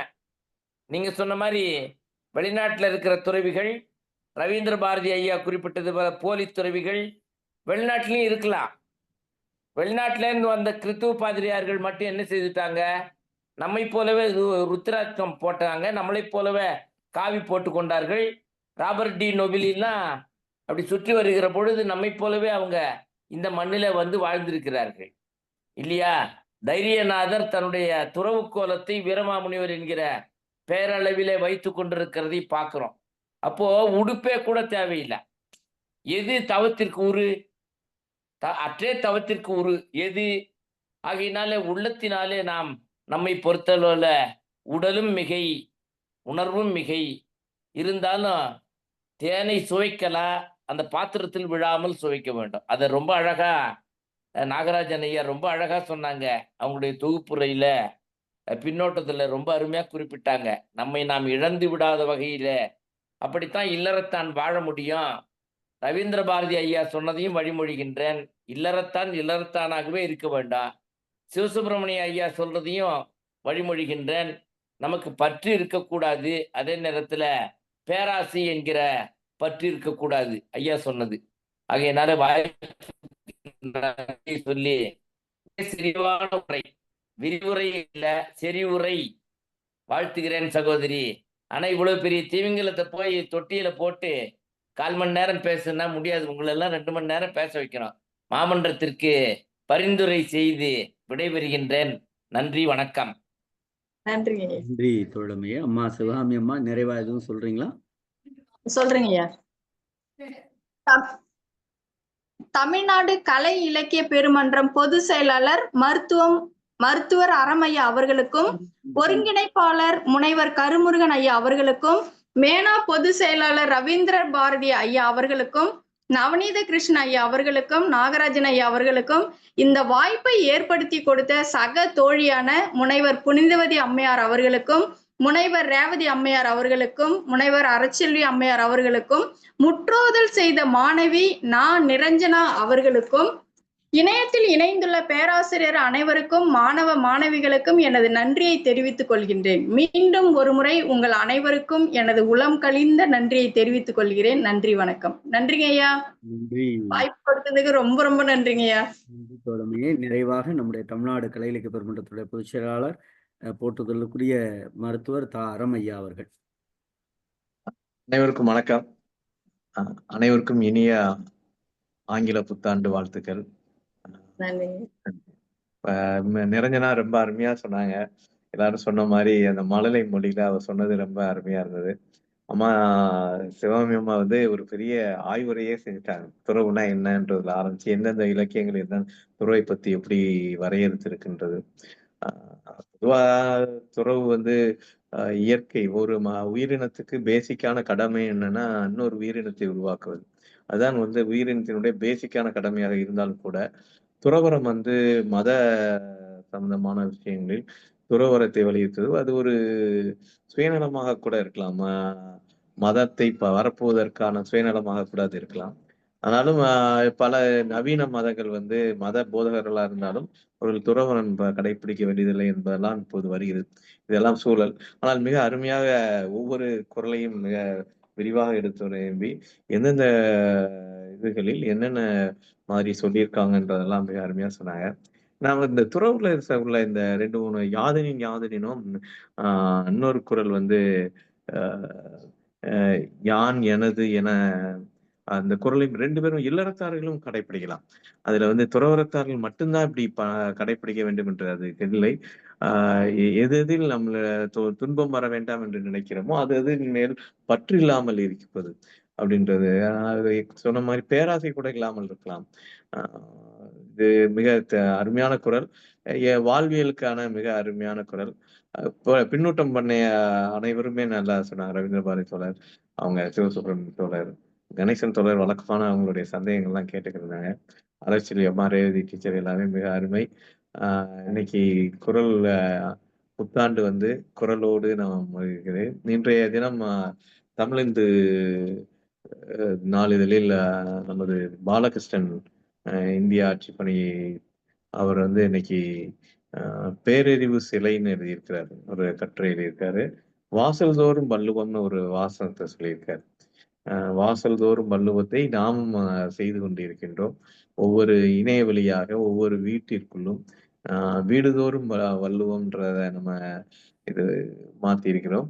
அதுல குறிப்பா சொல்லியிருப்பாங்க, அது வந்து கடைசியா முடிக்கும் போது அந்த மாதிரி சொல்லியிருக்காங்க, பொது மறைன்னு சொல்ல வேண்டாம், மறை எப்போதுமே மறைபொருளாக இருந்து சமூகத்தில் செயல்பட்டு கொண்டிருக்கும், பொது முறை என்று சொல்லுவோம், முறைதான் சரியானதா இருக்குன்னு அவர் ஒரு கருத்தை சொல்லியிருக்கார். கடைசியாக இறுதியாக சொன்னது வந்து ஒரு தனி மனித சிந்தனை இவ்வாறு வந்திருக்குமா, இல்ல உயரிய தமிழர் நாகரிகத்தின் வெளிப்பாடாக இருக்குமா அப்படின்னு சொல்லி பாரதியினுடைய அந்த கோட்டையும் சொல்லியிருப்பார். வள்ளுவன் தன்னை உலகினுக்கே தந்து வான்புகள் கொண்ட தமிழ்நாடுன்னு தான் சொல்லுவோம். அது தமிழ்நாட்டிற்கு பெருமை, அந்த சமூகத்திற்கு பெருமையாகத்தான் பாரதி சொல்வான். அதைத்தான் முடித்திருப்பார். அவர் கூறியபடி வாசல் தோறும் வள்ளுவம்ன்றத நம்ம இல்லந்தோறும் வள்ளுவம் என்பதை நாம் முன்னெடுப்போம். அனைவருக்கும் நன்றி. நன்றி செயலாளர் அவர்களே. நாளைய அதிகாரத்துக்கு நானே அறிவிச்சிடலாம் செயலாளர். வணக்கம் சார், சரளா பேசுறேன் சார். யாருங்க? கேக்குதுங்களா? யாருங்க? வணக்கம் சார். அம்மா சொல்லுங்க. ஒன்றும் சார், அவரு இவரு சொன்னாரு இல்லைங்களா, சிவசுப்ரமணியம் சார், இந்த மாதிரி இலக்கியங்கள்ல வீடு பேரு சொல்லப்படல அப்படின்ட்டு மறைமுகமாக சொல்லப்பட்டிருக்கோம் சார். இப்ப எல்லாத்தையும் இறுதி நிலை வந்து வீடு பேரு தான். வேண்டது துறவிகள் எல்லாம் வேண்டது வந்து வீடு பேரு தான். மறைமுகமான இறுதி நிலை வீடு பேரு. இல்ல, அவங்க என்ன சொல்றாங்க அப்படின்னா, சிவசுப்ரமணியன் தோழர் சொன்னது வந்து வீடு பேரு என்பதை நேரடியாக சொல்லவில்லை. இதை மறைபொருளாக படிக்கிறவர்கள் அவர்களுடைய சிந்தனை வயத்திற்கு ஏற்றாற் போல சொல்லப்படுகிறதுங்கிற கருத்தை அவங்க பதிவு பண்ணாங்க. இலக்கியங்கள்ல சொல்லப்படல அப்படின்ற மாதிரி சொன்னாரு. இறுதி நிலை அதுதானே சார்? அதாவது 4 உறுதி பொருள். இல்ல, இறுதி நிலை அப்படிங்கிறது உங்களுடைய சிந்தனை வயப்பட்டது இறுதி நிலை. ஒரு சிலர் அது மறுக்கலாம். இப்ப உதாரணம் பார்த்தீங்கன்னா, துறவு என்கிற இந்த அதிகாரத்தில் ஆன்மீக வயப்பட்டு பேசுகிற எல்லோரும் ஒரு ஒரு ஒரு ஒரு ஒரு சாமியார் வாழ்க்கையை பற்றி பேசுகிறார்கள். ஆனால் பகுத்தறிவு பேசுகிறவர்கள் அதை மறுத்து பேசுகிறார்கள். ஆனால் துறவு என்பது என்ன என்று கேட்டால், சரியாக சொல்ல வேண்டும் என்றால் ஆசை, பாசம், பற்று இவற்றை நீக்குவதுதான் துறவு அப்படிங்கிறது கூட பேசலாம். உதாரணம் பார்த்தீங்கன்னா, நம்ம இவர் தோழர் சாத்தூர் கணேசன் சொல்லும்போது அந்த 342வது குறளை சொன்னாரு. வேண்டின் உண்டாக துறக்க துறந்தபின் ஈண்டு ஈரார் பல அப்படின்னு அந்த குறளை சொன்னாங்க. முதல் சொல்ல வேண்டின், பிரச்சனை அங்கதான் வெடிக்குது. என்னன்னா, நாம எப்படி பார்க்கிறோம் அப்படின்னா, நீங்க சொன்னதுக்காண்டி சொல்ல வரேன், வீடு பேருன்னு சொன்னதுக்காண்டி சொல்ல வரேன். துறவு என்பது ஒரு மனிதன் எல்லாவற்றையும் விட்டு விட்டு தனியா காட்டுக்குள்ள போய் உட்கார்றது இல்லைங்க துறவு. வேண்டின் எனக்கு என்ன போதுமா அது மட்டும் போதும். ஆனால் வேண்டின் உண்டாக்க முதல்ல மேலும், அதாவது என்னன்னா, எனக்கு போதும் 4 இட்லி போதும், எனக்கு இன்னைக்கான உணவு போதும், அது மட்டும் இல்ல, எனக்கு இன்னைக்கு நான் சம்பாதிக்கிற சொத்து போதும். ஆனால் நான் நேற்று சொன்ன மாதிரி தான், அடுத்த ஒரு 10 தலைமுறைக்கு சொத்து சேர்த்து அந்த 10 தலைமுறையும் வேலை பார்க்க மாட்டேன் அப்படிங்கிற ஒரு மாயை உருவாக்குறோம் பார்த்தீங்களா, அதுதாங்க ஆசை எல்லாம். நீங்க துறவு என்பது எனக்கு போதும், என்னதான் சாப்பிட்டாலும் 4 இட்லி துறவுன்றது சார் இலக்கியங்கள்ல காட்டப்படல வீடு பேரு குறுக்கீடுக்கு மன்னிக்கவும். வாங்க கவிஞர் வாங்க. நான் பேச நினைச்சேன், நீங்களே வந்துட்டீங்க, வாங்க. அதாவது தமிழ் இலக்கிய பரப்புல சங்க இலக்கியத்திலும் சரி திருக்குறளிலும் சரி அறம், பொருள், இன்பம் இந்த மூன்றை இன்பம். பத்தி ம். தான் சொல்லுது. ஆமா வடமொழி சார். இலக்கியங்கள்ல தான் வீடு பேறு, வேறு. மோட்சம் அதற்கான வழிமுறைகள் தான் வடமொழி. இந்த வடமொழி ம். மரபு, வைதீக மரபு தமிழ்ல கலந்த பிறகுதான் பக்தி இலக்கியங்கள் வருகின்றன. பக்தி இலக்கியத்துல தான் உங்களுக்கு வீடு பேறு பெருசா சொல்லப்படுகிறது. ஆனா ஆமா சார். தமிழ் இலக்கியத்தில், சங்க இலக்கியத்திலும், நம்முடைய திருக்குறளிலும் வீடு பேருக்கு இடமில்லை. வீடு பேருக்கோ ம். மோட்சத்துக்கோ இடமில்லை. அது உரையாசிரியர்கள் அவர்கள் வாழ்ந்த காலத்துல, இந்த சமயம் செழித்தோங்கி இருக்கிற காலத்துல சமய கண்ணோட்டத்தோடு உரை எழுதியிருக்கிறார்கள். ஆனா நீங்க ம். நேரடியா பார்த்தீங்கன்னா தமிழ் மரபு என்பது அறம், பொருள், இன்பம் பொருள். மட்டுமே. வீடு ம். பேறு, மோட்சம் என்பதெல்லாம் வைதீக மரபு தமிழுக்குள்ள கலந்த பிறகு வந்தது. இல்ல மன்னி இன்னும் சரி இன்னும் சரி. சரியா அதான் சொல்ல போனோம்னா பக்தி இலக்கிய காலம் தொடங்கிய பிறகுதான் இதை நம்ம ம். நான் வீடு பேரு இல்லைன்னு சொல்லல. அவரு சரியா சொன்னாங்க. சங்க ம். இலக்கியங்களில் அப்படின்னு அந்த வார்த்தையை பயன்படுத்தினாங்க. தொல் ஓ. இலக்கியங்களில் அவை சொல்லப்படவில்லை என்பதை காட்டிலும் இப்போ சொல்லாம இருக்க ஒரு செய்தி இன்னைக்கு புதுசா ம். சொன்னா அதை ஏத்துக்கிறதும் ஏத்துக்காதும் அவருடைய செயல்பாடு. ஆனால் அவங்க குறிப்பிட்டது வந்து தொல் இதுல. ம். ரெண்டாவது என்ன அப்படின்னா நாம பார்க்கிறது வள்ளுவனே அந்த துறவியல் அதிகாரத்தை கட்டமைக்கும் போது கூட பாத்தீங்கன்னா ஒரு மிகப்பெரிய ஆச்சரியமான ஒரு செய்தி இருக்கும். என்ன அப்படின்னா அந்த ஒரே ஒரு நிமிஷம் சிஸ்டர் ஹேங் ஆயிடுச்சு. துறவியல் தொடங்கும் போதே ஒரு துறவுக்கு என்ன வேணும்னா முதல் அந்த பட்டியல வரும்போது அருள் உடைமை வேணுங்கிறாரு. அடுத்து புலால் மறுத்தல்ங்கிறாரு, தவம்ங்கிறாரு, கூடா ஒழுக்கங்கிறாரு, கல்லாமைங்கிறாரு, வாய்மைங்கிறாரு, வெகுளாமை, இன்னா செய்யாமை, கொல்லாமை, நிலையாமை. இதற்கு அப்புறம் தான் துறவு வரும். அப்புறம் தான் துறவு வந்தாதான் மெய் உணர்தல். ஒரு மனிதன் மெய் உணர்வதற்கு துறவு வாழ்க்கை தேவை. அதை வெளிப்படுத்துவதற்குத்தான் அவர் அப்படி கட்டமைத்ததாக நாம் பார்க்கிறோம். ஆனால் வீடு பேறு என்பது அவருடைய சிந்தனை வயப்பட்டது. அதை நான் வந்து மறுக்கல. ஏன்னா நான் பேசும்போது சொன்னேன். ஐயா சொல்லும்போது கூட சொன்னேன். ம். இது இன்னும் பேசலாம் அப்படின்னு சொன்னேன். ஆனால் கால ஆமா சார். இலக்கியங்களில் இன்றைக்கு வீடு பேறு ம். பேசப்படுகிறது. நீங்க பக்தி இலக்கியம் போயிட்டீங்க அப்படின்னா வீடு பேசாமல் இருக்க முடியாது. அது நான் ஆமா சார். மறுக்கல. ஆனால் ம். அவர் சொன்ன கூற்று என்பது தொல் இலக்கியங்களில், சங்க இலக்கியங்களில் அது ம். சொல்லப்படலை என்பதுதான் அவருடைய கூற்று. குறிப்பாக ரவீந்திர பாரதி சொன்னது போல வான்புகழ் ம். வள்ளுவன் வீடு பேரை அவன் சொல்லவில்லை. வள்ளுவர் சொல்லல சார். ம். அதுதான். ஆமா சார். சரிங்க சார். விளக்கத்துக்கு நன்றி சார். நன்றி. ஏன்னா நம்ம மறுக்கல வீடு பேர். நான் இப்போ மீண்டும் பதிவு பண்றேன். ஏன்னா இது வந்து பொது வெளியில எல்லாரும் ம். கவனிக்கக்கூடிய செயல்பாடா இருக்கனால வீடு பேரை நாம் மறுக்கவில்லை. அது அவர் ம். சிந்தனை வைப்பட்டது. என்ன பொறுத்த ம். மட்டும் நான் போய் சொர்க்கத்துல போய் நல்லது நடக்குமா கெட்டது நடக்குமா எனக்கு அதை பத்தி தேவையில்லை. ஆனால் ம். வாழுகிற வாழ்க்கையில் நான் பொருளோடு வாழ வேண்டும். பொருள் என்பது கையில் எண்ணுகிற பணம் அல்ல. நான் ம். வாழுகிற வாழ்க்கையில் பொருள் இருக்குமானால் அதுதான் என்னுடைய வாழ்க்கையில் அறம், பொருள், இன்பமாக இருக்கும் என்று நாம் பார்க்கிறோம். அதனுடைய அடிப்படையில் தான் நம்முடைய பயணம் இருக்கிறது. எனக்கு ஆன்மீகத்தின் மீது நாட்டம் இருக்கிறது, நம்பிக்கை இருக்கிறது. ஆனால் வீடு ம். பேறு என்கிற இன்னொரு உலகத்தை நான் தேட விரும்பவில்லை. வாழுகிற வாழ்க்கையில் பொருள் தேட விரும்புகிறேன். பொருள் என்பது ம். பணம் அல்ல, செல்வம் அல்ல. வாழுகிற வாழ்க்கையில் பொருள் இருக்க வேண்டும் என்று நம்புகிறேன். நன்றி சரளா தேவி அம்மா அவர்களே. நீங்கள் ம். இப்படியெல்லாம் பேச ஆரம்பித்தால் தான் புதிய சிந்தனை பிறக்கும். ஏன்னா நாகராஜனை கவனிச்சுட்டே இருக்கேன். அதான் எல்லா இலக்கியங்கள்ல மறைமுகமாக அறிவித்தது. அதாவது அறமான வழியில பொருளை ஈட்டி அந்த பொருள்னால இன்பத்தை அனுபவிக்கணுன்றதுதான் வள்ளுவரோட இது. அதாவது அறவழியில் இன்பம் பொருளீட்டில அறவழியில் ம். பொருளீட்டி இன்பம் துய்க்க வேண்டும் என்பதற்காகத்தான் அந்த வரிசையே கொண்டு வந்திருக்காரு. ஏன்னா நீ அங்க ம். அப்படி தேட நினைச்சா பொருள் அதிகாரத்தை தான் முதல்ல வச்சிருக்கணும். ஆனால் ஆமா அவர் சார். அப்படி வைக்கல. அந்த ம். பொருளை எப்படி ஈட்ட வேண்டும் என்பதுதான் அவருடைய வாழ்வியனுடைய கோட்பாடு. அதுதான் ம். அறவழியில் பொருள் ஈட்டி இன்பம் பொருள் துய்க்க வேண்டும் என்று சொல்லுகிறது. அதுதான் சார். என்ன? அறம் பொருள். ஆனால் வீடு பேறு என்பது அதற்கு ம். அடுத்த நிலையிலே சிந்தனையால் செயல்பட்டு இதுக்கு அடுத்த நிலையில என்ன இப்ப நீங்க இன்னொன்னு வச்சுங்களேன்.